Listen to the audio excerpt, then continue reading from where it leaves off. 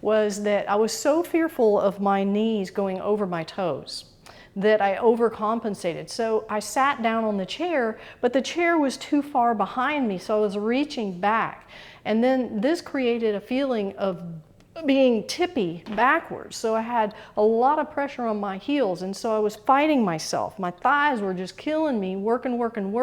So can you see that I'm tippy backwards a little bit? I'm seeing a lot of that in many of you, that you're striving to, you're reaching for your chair too far back. So it's maybe scoot your chair under you a little bit more. It's not straight down, so it's not as though I've got a stool between my legs. Think of it as a round stool, and the stool has a bullseye in it, and you want your tailbone to be in the middle of the bullseye, but the stool is not back here. The stool is a comfortable distance, and so you just release into the stool. And then your Tai Chi stance is balanced. If you feel that you're tipping backwards, many of you are compensating by pushing your quad forward, and so I'm getting this, all right? And that strains the knees big time. So number one, the stool is close, or closer than many of you are thinking. It's just on a very slight position behind you. And then the more I sit down, the more my toes grow long, and my knees, I know I've shown you this before, but we've got to revisit it, and my knees have a point from the quad along my knee, and my knee doesn't stop here. It keeps going all the way down to the ground way in front of me. And that's my kickstand here.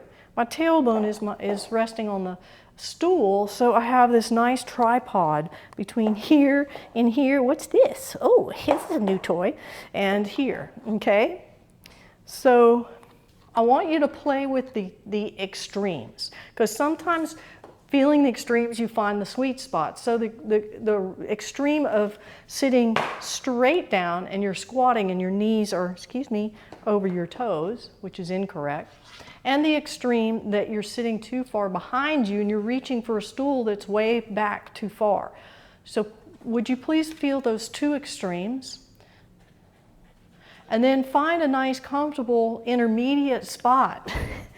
Okay? Yeah, this is new apparently, so we've got to investigate it. That's a good boy. You're so sweet. Good boy, but you're not getting my cane. Yeah. Okay? So would you all try it, please? I love to see the smiling faces. He does bring joy, doesn't he? Okay, so do the squat first. The squat would be just straight down.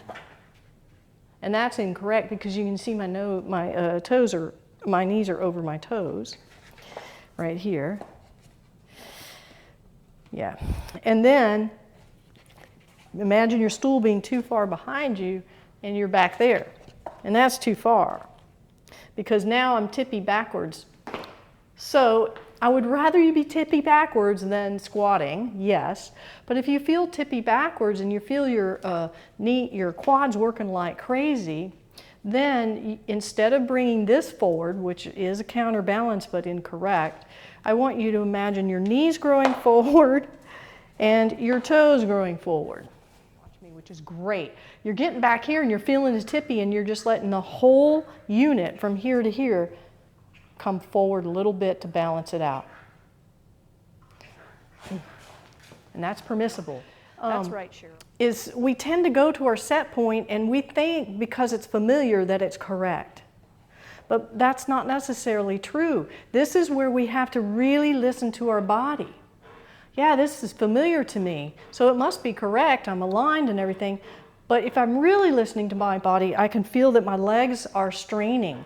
And then I move everything forward and I can relax and put the weight right through the bubbling well or actually the center of the arches of my feet. Now my feet can spread out more. And now I have a bigger base and it's more comfortable. So you have to experiment with and get out of what you think is your comfort zone, because your comfort zone is only what you're familiar with, not really what's comfortable. Okay? All right.